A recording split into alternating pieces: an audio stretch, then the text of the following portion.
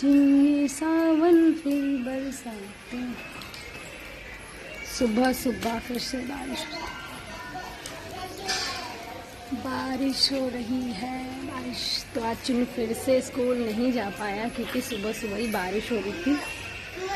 बहुत ज़्यादा बारिश हो रही, पहले हुई नहीं, अब बहुत ज़्यादा हो रही है।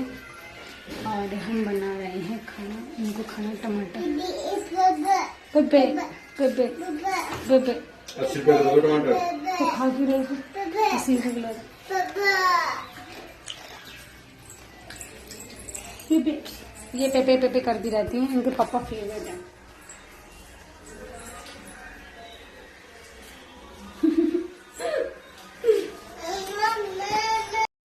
तो यहाँ किया है राजमा बॉयल। हाँ जा गया।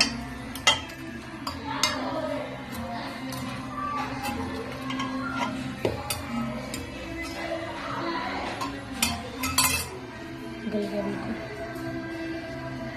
बिल्कुल बस। हेलो एवरीवन, तो welcome back my YouTube channel. कैसे हैं आप सब लोग? आई होप आप लोग ठीक होंगे। और आज भी मैं वीडियो बना रही हूँ, सोचा नहीं था ऐसा भी कुछ होगा। कहते हैं ना कि हमें नहीं पता होता है कि हमारी लाइफ में क्या होने वाला है, इस पल क्या है और अगले ही पल क्या हो जाए, कुछ नहीं कहा जा सकता।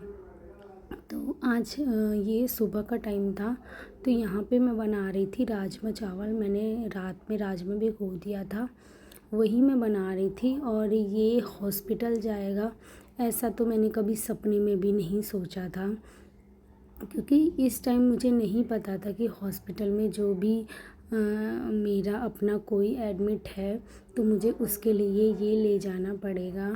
तो ब्लॉग को पूरा देखिएगा, अगर वीडियो पसंद आए तो लाइक शेयर एंड चैनल को सब्सक्राइब कीजिएगा। तो यहाँ पे वही मैं राजमा और चावल वगैरह सब कुछ बना रही थी। सुबह चुन्नू को स्कूल नहीं भेज पाई थी क्योंकि बारिश बहुत ज़्यादा हो रही थी। और जब बारिश हुई नहीं थी तो सब बोल रहे थे बारिश हो, और अब बारिश इतनी हो रही है कि रुकने का नाम ही नहीं ले रही है। तो यहाँ पे सुबह सुबह मैं राजमा चावल और आलू का चोखा बनाया था, क्योंकि मेरे हस्बैंड को ना राजमा कम पसंद है। उन्हें उड़द राजमा मिक्स वाला दाल की तरह जो बनाते हैं वो ज़्यादा पसंद है। राजमा अकेले जो उन्हें है कम पसंद है, तो उनके लिए आलू का चोखा बनाया था और यहाँ पे राजमा बनाया। तो यहाँ राजमा का जो मसाला है वो बिल्कुल तैयार था, तो मैंने उसमें टेस्ट के लिए थोड़ा सा घी मिलाया है। इससे ना फ्लेवर बहुत ही अच्छा आता है और राजमा खाने में भी बहुत ही टेस्टी लगता है। तो मैंने यहाँ मसाले को अच्छे से भूना।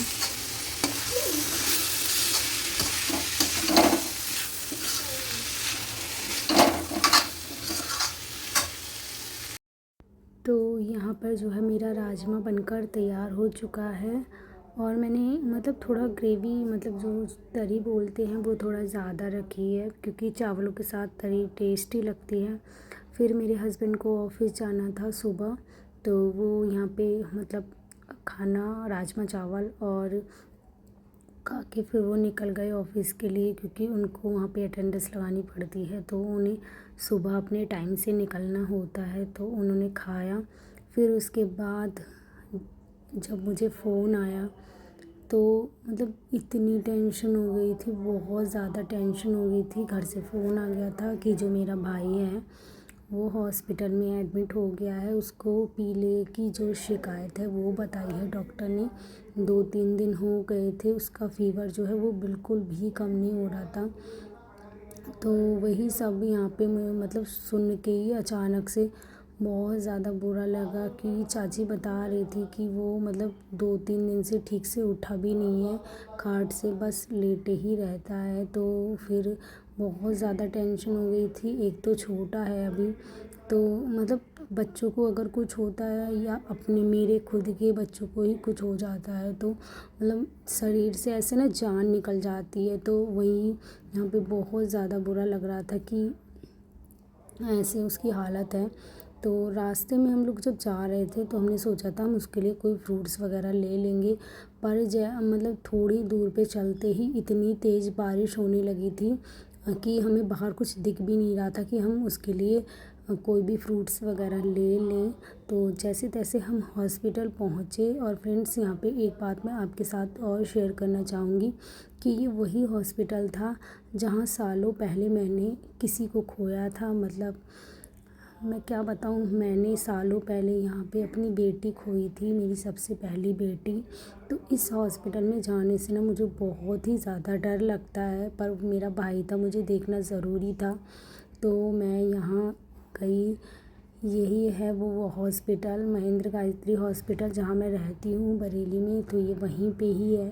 यहीं पे मैंने अपनी पहली बेटी को खोया था। तो मुझे इस हॉस्पिटल के नाम से ही डर लगता है, बहुत ज़्यादा डर लगता है। फिर क्या करें, पर जाना तो था ही, देखना तो था ही। तो यहाँ पे हम लोग पहुँचे और फिर क्या कहते हैं, हमने ढूंढा। पहले मैंने चाची को फ़ोन नहीं किया था, तो यहाँ पे हम ऐसे ही सर्च कर रहे थे।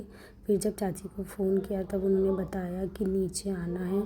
नीचे, और नीचे तो और भी ज़्यादा, मतलब यही वो जगह है जहाँ मेरी बेटी नर्सरी में एडमिट रही थी। तो ये जगह मैं कभी नहीं भूल सकती, बहुत ज़्यादा डेंजर मतलब लगता है मुझे यहाँ पे। फिर यहाँ पे ये है मेरा भाई, चाची का बेटा, इसी की तबीयत बहुत ज़्यादा ख़राब थी। अब फ़िलहाल 2 दिन एडमिट हुए, उसे हो गए थे, तो चाची ने पहले बताया नहीं था मुझे, तो 2 दिन हो गए थे, तो अब थोड़ा सुधार था यहाँ पे इसको। पर मुझे ना इसकी हालत देख के बहुत ज़्यादा अजीब लग रहा था, क्योंकि जब भी इंजेक्शन वगैरह चढ़ते थे तो ये रोता था, तो बहुत ज़्यादा अजीब लगता था। तो मैं उसके पास 1-1.5 घंटे बैठी, क्योंकि मैं आद्या को घर छोड़ के आई थी, मेरी मम्मी आई हुई थी देखने के लिए भाई को भी। तो मैंने मम्मी से कहा कि आप आद्या को देख लो, मैं देख आती हूँ तब तक, क्योंकि आद्या सो रही थी, बस चुन्नू को ही साथ ले आई थी। तो मम्मी ने फ़ोन करके बताया कि आद्या उठ गई है, आ जाओ। तो फिर हम उसे देख के 1-1.5 घंटे में बैठी वहाँ पे। मैंने उसको समझाया कि बेटा ऐसे ऐसे करना। फिर हम वहाँ से निकल के आए, बस यही था।